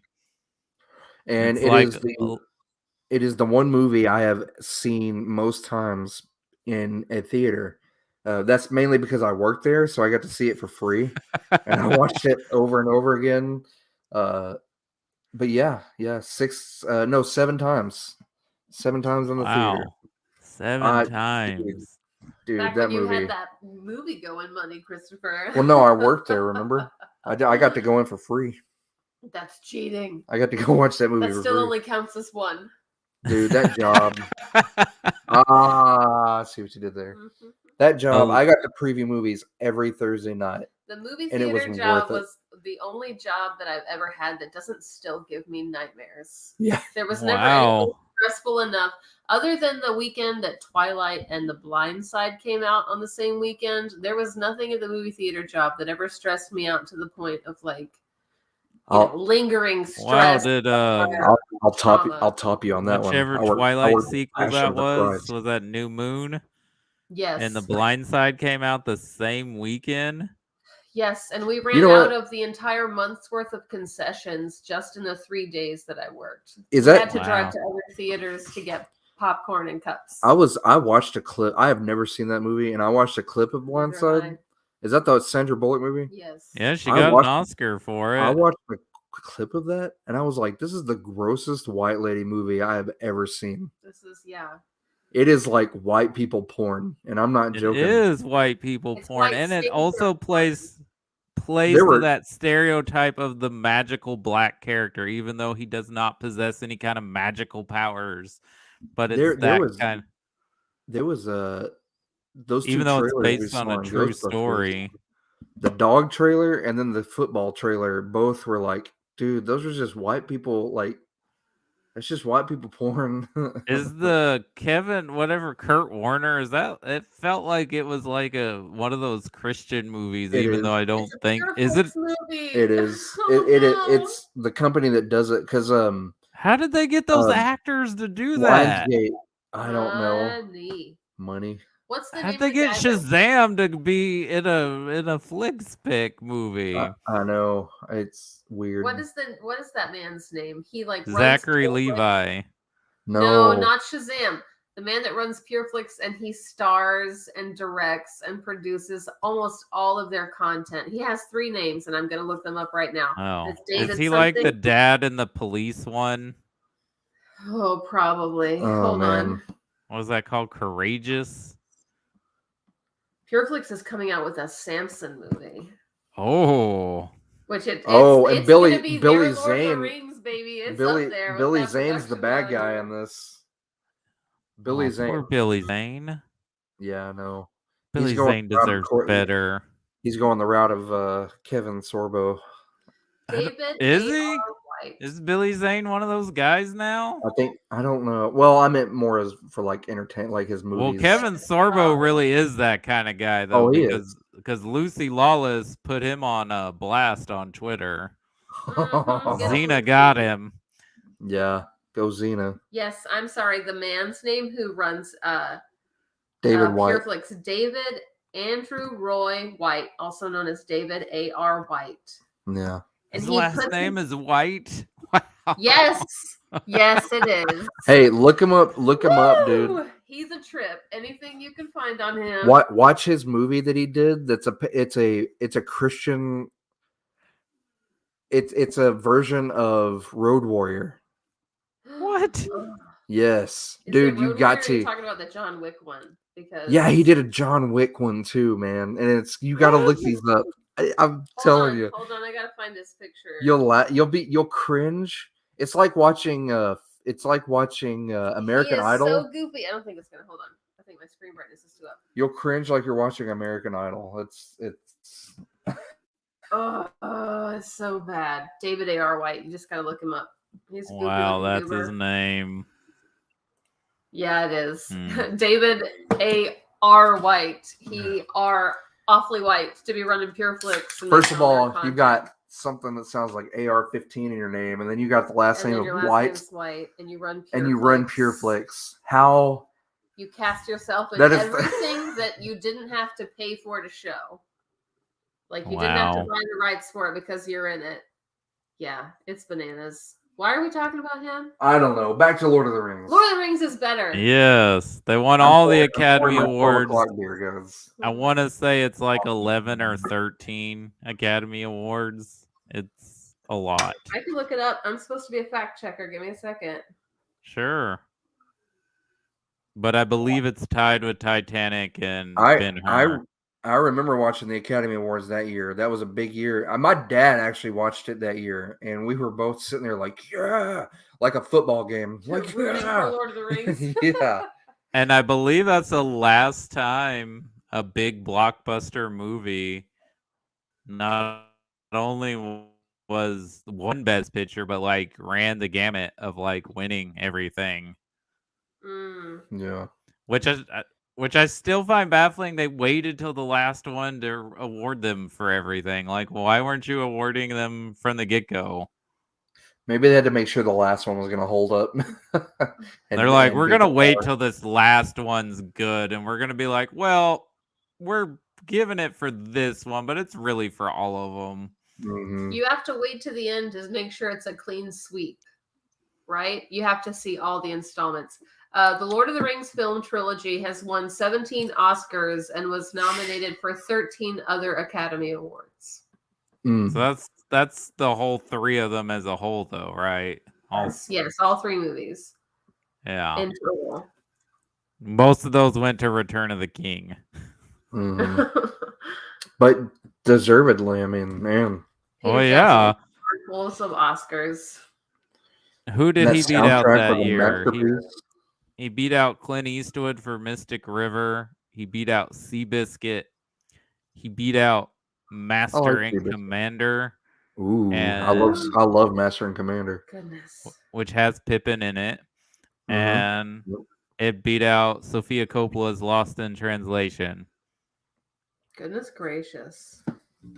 Good for you, Lord of the Rings. I mean, I like all those movies, but yeah, I'm the Rings. I can't believe you're standing Lord of the Rings over Master and Commander, you nerd.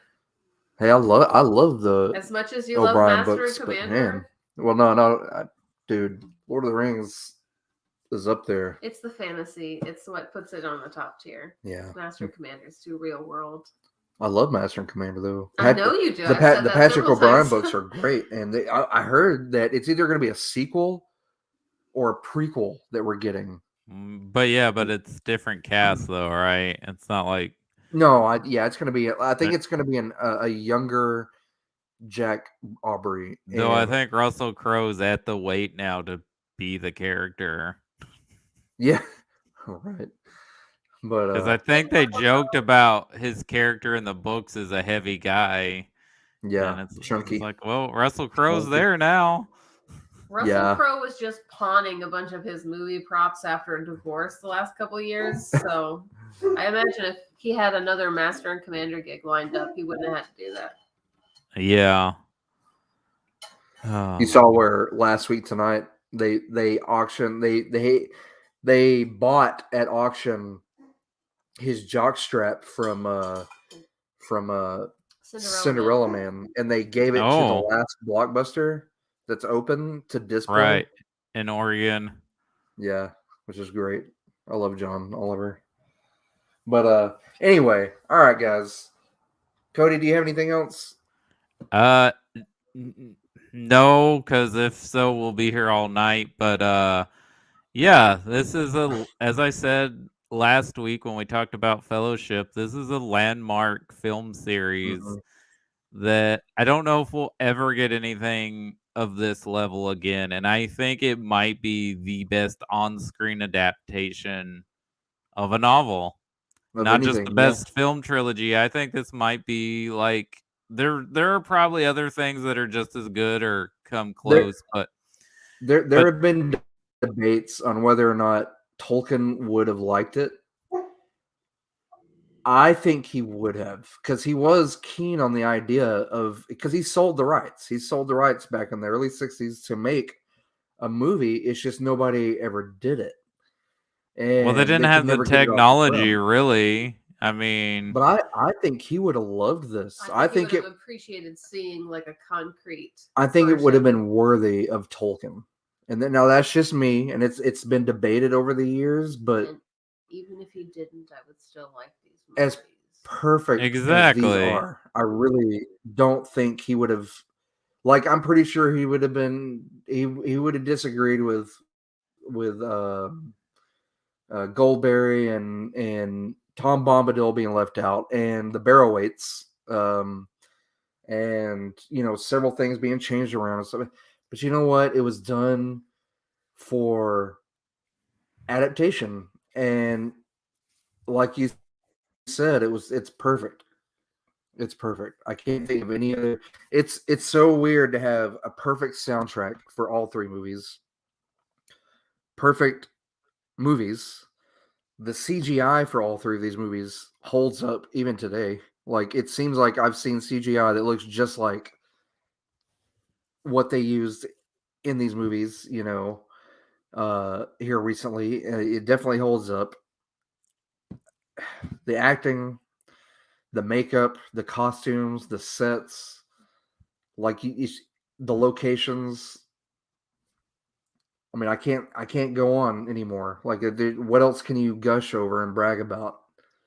Like, even the appendices, the making of, like, the special features are great. They are just as great as these movies. And I'm not joking. Like, they're fun and they're great to watch.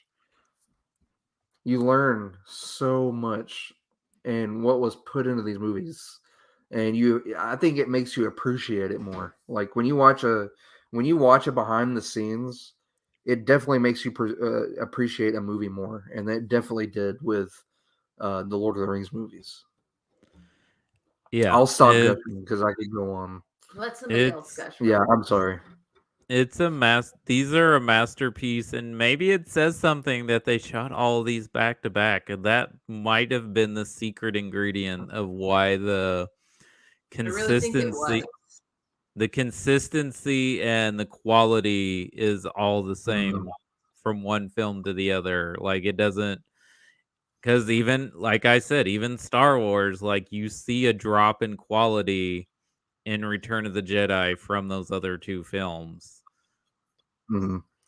And you know, they shot them all out of sequence.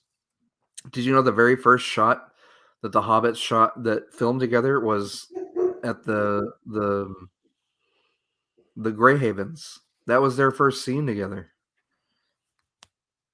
And that's a weighty scene. That's a heavy scene to just launch into. Yeah. That seems very Peter Jackson-y. It's like, you know what? He's like in the deep end, and if then you can, we're gonna wade back to shore where it's safe. Yeah, if you can nail this scene, this pinnacle scene right here, if you can nail this, you've got the rest of it. You've got it. And you know, the first scene that Viggo Mortensen shot was on Weathertop with the swords. Like he dove headfirst into it. I think Viggo Mortensen just wanted to like beat people up with a sword. He is Aragorn though. He's a very down to earth horse. Like he owns horses and he hunts and fishes. Actor, he's very type A, but I think that you're right that it was the cool stuff about Aragorn. I think as a person and his hobbies, he's very like outdoorsy and down to earth. You know. I'm sure he stays very busy out of doors. Yeah. Well, he can afford it. Good point. Ooh, I see a doggy. I've been seeing so many doggies on my route. There's a storage place that I go to every morning to wait for my packages. And the lady has a little dog. He's a fat little hairy something, and he waddles out and he's a sweet little sneak. He comes up and he'll just put a paw on my foot, and I'll reach down. He wants food. Because Kenneth, my driver, he comes in and he'll give him snacks every once in a while. You have to have snacks if you're going to do driving around. But yesterday, I got out at this house way out in the country, right? And I walk up and these two great big old dogs run up to me and they sniff me and then they start growling. And they back up and they won't let me go towards the back door where I'm supposed to leave this package. And one of them actually snipped at my ankle. They did not get me. He got my pants. And I'm like, oh, hazard pay? And I'm sitting here thinking like, oh shit, I'm about to get mauled out here in the middle of nowhere. Yay, And nobody's rabies shots. Cujo's going to rip my throat out and nobody's going to know I'm out here until the owner shows up. And I'm going to be bled out, you know, on the lawn. And I'm sitting here thinking, you know, my life is, I'm thinking about memories and my kids and the dogs just like sniffing me. And he reaches up and he like does that to my hand. And I'm like, please don't bite my fingers off. Please don't bite my fingers off. And I actually had to get back in the car, and I left it like on the I left the package on the walkway. I was like, Did you have a Rick Moranis moment? You were short a milk bone when you really needed to. Yeah. Hey, doggy. Maybe I have a milk bone. All right, we're bringing it back. Yeah. Themes. Okay. It's all about tying your themes together. That's all it is. All right, guys. I tell you what, I'm gonna pull the plug right now because I've got some more Ghostbuster stuff, but we're gonna stop. Lord of the Rings. If you watch it, oh, I'm sorry. Go ahead. No, it's boring. I'm but kidding. I will tell you, these movies are so great that we built a whole tradition around watching these every year, and we will be rewatching them before the end of the month. Oh wow! I will watch these movies. This will be a tradition in our household until I'm old and gray and gone. Like this is until our kids hopefully don't have any children of their own. These are just wholesome, awesome, all around, just amazing, epic, great movies. And I'm done gushing over them. The kids got the Lord of the Rings, The Hobbit Lego video game to play. And they beat it in like 2 days after we like built it up. Like, oh, we're saving up. We're going to get it. It's going to be this day that we buy you the game. And like 3 days later, they're like, we unlocked everything. We're just free playing now. And now they want Lord of the Rings Lego for Xbox. So. Yeah. That's been past Christmas presents. They got swords and Hobbit Lego cloaks and yeah, they're just as big as little nerdy fans as we are. So. Mm-hmm. But anyway, all right, guys. Well, I mean, I got a whole backstory on a marshmallow toy that I didn't know I was going to get last night. Marshmallow toy. Nice. Liam brought his baby Stay Puft, didn't he? Yep. He told me all about it. Well, see, okay. when Liam was did he give you born- his? Did he give you his Stay Puft toy? Is that what you're saying? He didn't give it to me. He was just telling me about it. Oh, He's okay, not yeah. that silly. He's got a Oh, heart. dude, yeah. And don't get him started on Ghostbusters, man. When Liam was born, he was very much the same shape as the mini Stay Puft characters in the new Ghostbusters. And then at 3 months old, we went to Dallas Comic-Con. a con. It wasn't Dallas Comic-Con. It was like a Stan Lee's Marvel con, but it was in Irving. Yeah. And we all went as Ghostbusters. And we made Liam a Stay Puft onesie, like in our hotel room, like on the way there. But he was the only other baby that was dressed up, and that was like the beginning of his Stay Puft journey. And like every year it got stronger. Like when he got old enough to watch movies and to ask for things, it was the Ghostbusters movies. And then he finally got a Ghostbusters costume. At like 3 or 4 that he was really excited about, and it's only grown from there. Like I think he was one of the most excited. They're wanting proton packs from Santa, so yeah, they want their own Junior Ghostbusters rig now. So thankfully they have the Spirit pack. Have you seen those from Spirit Halloween? Oh yeah, they light up and have the sound. Chris, you know what you got to do? You're gonna have to create a gunner seat for your car. Oh, wouldn't that be awesome? We have a minivan. That would be perfect.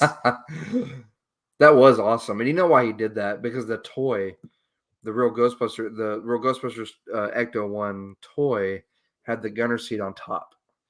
So as an homage to that, he fixed it to where it would flip out of the side. That was awesome. I get that. Love letter. This whole movie was just like the original Ghostbusters, letting you know how much they loved being Ghostbusters. Yeah, I'm ready. Beginning to end. Except I'm ready for Bill Murray. Yeah. Bill Murray is his own universe. He can. I don't care. He showed up though. He showed up. He did. But I mean, that's part of the character. Dr. Venkman thinks the whole stuff's kind of whatever, a bunch of phooey, even though he sees it. The ultimate con artist of the Ghostbusters is the one who's like, yeah, ghosts or no ghosts, as long as I can charge you $5,000 to show up. Yeah. Then I'm good. I might wonder. Have you seen the Bill Murray stories? Uh-huh. Yeah, where he just like shows up and washes people's dishes in the middle of parties and stuff. You mean his cryptid activity? Yeah. Yeah. That's pretty great. That's what I want to be. Like when I'm an old man, hopefully But you're not Bill Murray, so they would just shoot I'm not. you. It'll be weird. Yeah, it'll be your own flavor of weird old man. It'll be weird. But like showing up at Walmart to do my shopping in like my bathrobe or my pajamas or something. That's just you wanting to be Jeff Lebowski, which is okay. It is. Who wants to be the dude? Attitude just relaxed, you don't care. I don't care what anybody thinks. Bill Murray is a dude. But he's like his own. He's very dude. But all right, guys. Look, at an hour 42. Hey, you know what? No, I don't even look at that clock because if we keep it under the runtime of any of these movies, we're doing okay. And these movies are so long, we can't go past it. Right. I know we're all tired, but I'm saying no rush. Yeah. And I don't guess anyone's gonna join me at 8:00 in the morning to talk about Moonrise Kingdom because because our guest said I switched shifts, so I got to do it earlier. Okay, yeah, it's gonna be 2:00 in the afternoon for you, but it's like in the morning for me, and that's as early as I'm gonna do it. Oh no, yeah. Oh my gosh. Okay, actually, I'm kind of glad that it got rescheduled because I'm hoping that we can make that. So it's not rescheduled. I'm doing it in the morning. It'll be at 8:00 in the morning. So oh, get up early tomorrow. Wow, man. Yeah. Really early. But Jessica's like, yeah, you don't have to podcast after that. I'm like, yep. She's like, yes. Your Saturday's open. Yeah, buddy, you may have that one. Man, I don't know. If I tell you what, if I get up, you got to go all the way to Tyler. So I was mostly kidding you about. There's no way. If I have to, if I have to go to Tyler, there's no way. It is what it is. Yeah. So yeah, that's gonna be our I guess our Middle Earth month, all right? And I guess we'll do Thanksgiving next week. Yeah. So Planes, Trains, which is a sweet movie, and I love it. I'm excited to watch it. That's a favorite Thanksgiving movie to watch, and it was that one. Were we just gonna do that, or were we gonna do another one? Knives Out. Yeah. Do we want to do Knives Out? Okay. Do we want to just keep it to one, or do we have a guest on Thanksgiving? Well, I don't think I can get Robbie and Chris's times to match up because of Chris's job and because Robbie's 6 hours ahead of us. I may have to do one with him y'all and may have do to one do with that. y'all. Yeah. Let's see. That would be Wednesday. Yeah. Wednesday. What time is it? Because I tell you what, I could possibly. I know I could be home by 6:30, but that's okay. Well, I'm 6, off Wednesday because I have to work Friday for Black Friday. Oh, that's lame. Cody, you don't have to do any podcasts then. If you have to work on Black Friday, that's your get out of jail free card for anything else. If you need to wait, we next can. Week because oh my goodness. As you know, people want them cell phones. That's stupid. No, you tell them no cell phones. I mean, tell them to go back home and remember how grateful they were feeling yesterday. Slinging all those packages that people order. Just drag it back in. Well, they're talking to me from home probably on their computers. They need to be focusing on their I won't say families, their community. Well, I tell you what, if you feel like it, because I know it's going to be a busy week for everybody, and if you have to do Black Friday, if you feel like it, you let us know. But I will be down. Our feelings are not hurt at all. But I will be down for it if you are. We're going to watch it anyway because we watch it yearly, and we'll watch it one night after I get off work. We might watch it Sunday because I'm off Sunday, so we might go ahead and watch it then. But let us know, and we'll be glad to do whatever. We'll work with you. But if Robbie, like I said, Wednesday, if I could be home by 6:30, we might could make. That's already midnight for him. Oh yeah, and there's no way. That's pushing it. Those UK people went there. Yeah, because I didn't get home till 6:30. Almost 7 o'clock tonight. I think you're a little bit more optimistic about when you're going to get home before you actually leave. It depends on how many packages. You haven't come home before dark. Oh man! I told you this whole week they're like, okay, you're going to have 29, 30 stops, and they only send me half the packages, so I go help this other dude deliver because he's new and he's having a lot of issues and problems, and he's not getting his stuff done on time. And so I go help him. So Wednesday, and I'm like, okay, well, I've been finishing early. I'm home right before dark, right at 5. I got this. I'll be home for the movie. It'll be cool. I pull up and they're like, oh, you're gonna run twice as much. You're gonna have 44 stops. And I'm like, on the one night that any other night this would have been fine, but on the one night that I'm trying to get off early to go see this movie, you're gonna double my stops. That's awesome. But I got it done. I slung those mothers and got it done. Anyway, all right, guys. Thank you to our one listener. Listeners are a collective. They are just not all collectively listening at the same time. After you see the Ghostbusters movie, you'll get the reference that I made earlier. It means a lot. It really does. Hey, we had 20 views on our Pan's Labyrinth episode, so yay! That's awesome. Yeah. 20 views. Those are our kids, because I told our kids that we have a channel, and they were like, "We gotta look you guys up." Oh well, hey, that's fine if your kids are half of our audience. That's fine. That's awesome. That's exciting. They're like, oh, our parents are talking to that strange bald guy again. They were so excited to see you guys, though. That's probably why you got the life story of that Stay Puft toy, because they were like, oh, this is the person that interrupts our TV time every Wednesday and Saturday that we can't. That and people in general. Oh, man, our poor little Ooh, our poor Well, they were little very shoulders. excited to show Jessica their shirts and jackets too. Yeah, look, Their man, shirts and jackets that they've always had. That's they have crazy. been troopers because we've been shut in literally for almost a year and a half. So I thought we 2 didn't. years. I thought we didn't get out enough before the pandemic, but after taking them to the movie and hearing how excited they were and how great it was, I'm like, man, it really has been. It's been a bit. A couple of years. I got It a was tingle. hard for I got a everybody. special tingle when I sat down in that seat. I'm like, oh, I've missed this. Was it the sticky stuff I've on the missed floor? you. that gave you Yeah, the I've special missed tingle? the sticky on the floor and the The stale crunch of popcorn popcorn and- under your feet. yeah, it was special. Well, I missed it. if you get a chance, if you want to risk it again one day, you should check out the one in Lufkin, even though it's in the mall, because heated seats and recliners. Yeah, Heated we- And the seats. rows Oh, are- baby. I tell you what. And the rows are sectioned off better because so you don't feel like you're so close to the people in front or behind you. Nice. What we might Leg do, room. what we could do is maybe for Spider-Man, like I might be able to get my parents to watch the kids.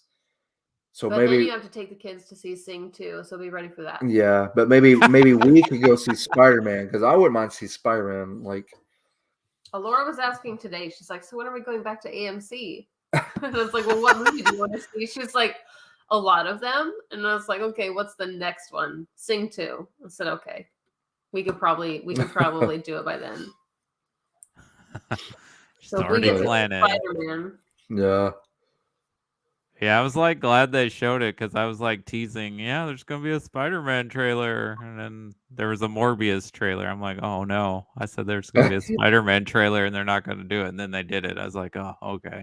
Unfortunately, I've already seen set leaks, so the other 2 Spider-Man are definitely going to show up. They're going to be in it. Oh, okay. Just That's speaking fine. on the Morbius trailer, can we stop putting Jared Leto in movies? He's done. Yeah. We're canceling him, even though we don't know anything he's done to be canceled. We're just canceling him. No, I think he has enough of a god complex in his own sex cult. I think he's fine. He doesn't need to be in movies anymore. And he's unrecognizable, I guess, in House of Gucci. Oh, I do want to see that. I didn't know he was in there. Yeah, he's in it. But he doesn't look like himself. Like he did some weird stuff for that role, I guess. He does weird stuff for every role. That's part of why he's getting him. He can stop being in movies now. Yep. I'm gonna end it with Jared Leto. Get out of movies.